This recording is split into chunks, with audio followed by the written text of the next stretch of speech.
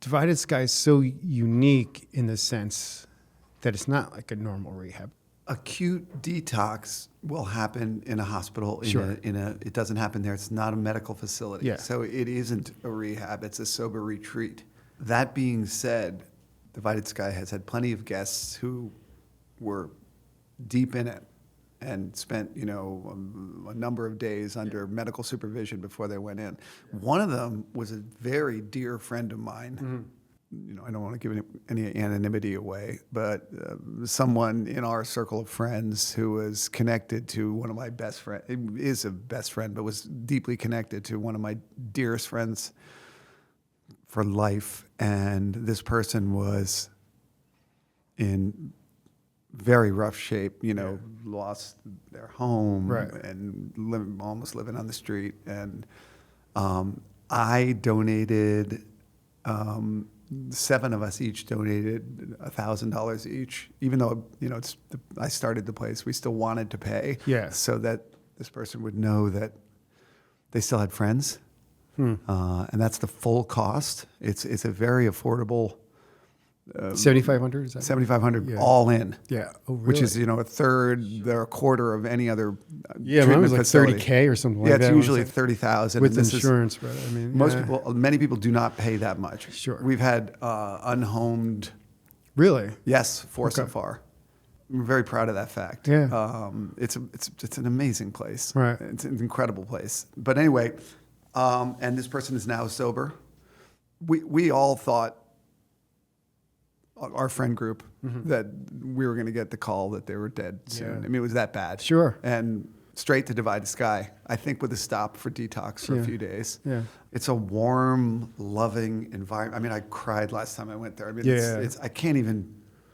It's up on a mountain. These things are important, Right. It's in nature. It's beautiful. You've got this incredible staff. There's sunlight going through the windows, and there's dogs all over the place, and they go out and go hiking every day. A lot of these places are in strip malls, It's a 12-step based program, but they have these other elements that I'm sure Melanie told you about. Emotional sobriety, which is Dr. Berger. I consider that 12-step a little bit. It is 12-step. Yeah. I'm so glad you said that. Yeah. When Melanie was proposing what the format of the program was going to be, and she was really pushing for emotional sobriety to be included. Yeah. There were some people on our board and stuff who were kind of saying that might be a little too advanced for a beginner in recovery. Both Melanie and I think the rest of the staff disagreed with that. Sure. And we thought it's just powerful stuff. Because it gets to root causes, but it is 12-step. I mean, it was originally a Bill Wilson essay. He's the one who coined the term. Emotional sobriety, the final frontier. Yes, that. Yep. It's interesting. I don't think that it's advanced. I mean, that was the thing that was most necessary for me to figure out. Did you read that? I used to go to a meeting called Emotional Sobriety, the Final Frontier. It was like a Monday morning meeting that I used to go to. But it was once I figured out what it meant and how, because it like a light has to flick on basically to understand what that means. But I started going to a men's group where it really started to hit for me. That was like, the service is really where you kind of start to unlock that. And just I think the sense of self that has to come. Because I was terrified of who I was going to be after all this, right? Oh, interesting.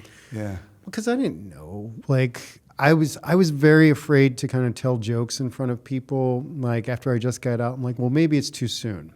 Maybe they still hate me, or maybe they're looking at me to be like that.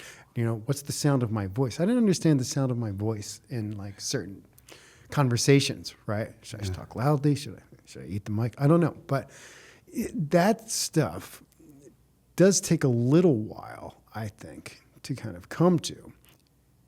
So maybe it is something that, like, how do you get people to lock into that very early on? First of all, I'm also in a men's group. I love my men's group. It's the best. I'm in a weekly men's group, and we're all committed to it. And we read passages sometimes out of emotional sobriety. And right? I don't think I have it yet, but Melanie does. Interesting. Who's the clinical director at Divided Sky. I mean, and when I see it, it's just such an incredible quality. The way I would describe it would be that okay, I live a pretty busy life. So sometimes people will ask me, are you going to come to X, Y, and Z? And a lot of times I have to say no. And whenever I say no, because because I'm doing a lot of things, I always feel horrible and sick and like I'm an awful person and they're going to hate me. And, and that every text response is like loaded. Yeah. I had to do that right before this interview where I was like breaking off something with people. I'm like, I can't read the email response because it gets all up in your head and everything, even though the emotional sobriety outlook would be that nothing that anyone ever says or does has anything to, you'd never take anything personally. Sure. And that your candle can. So when I found that when I text Melanie and she'll say, are you going to come to the fund run? Which I did not go to this year, even though it was Divided Sky. Right. And I couldn't. Are you going to come to the fund run? And I said, no. And she said, okay. And I knew because of who she is, she's so deeply embedded in the emotional sobriety that she just read that as I will not be there, and it was fine. Yeah. And I didn't get that feeling at all. She's not like shit talking you afterwards or whatever the thing. Yeah, so it like works. Being emotionally sobriety is a gift to everyone that you interact with. Right. She doesn't give me that vibe, and I know that she's the one that's up there along with her staff teaching this stuff. I mean, it's not me. I just kind of the founder, but Melanie's the one up there doing all of this and working with people. And it just gives me such a sense of gratitude that people get to go up there with that staff and with her as the clinical director and learn about this stuff from somebody who I know is deep in it. But no, I'm not there yet.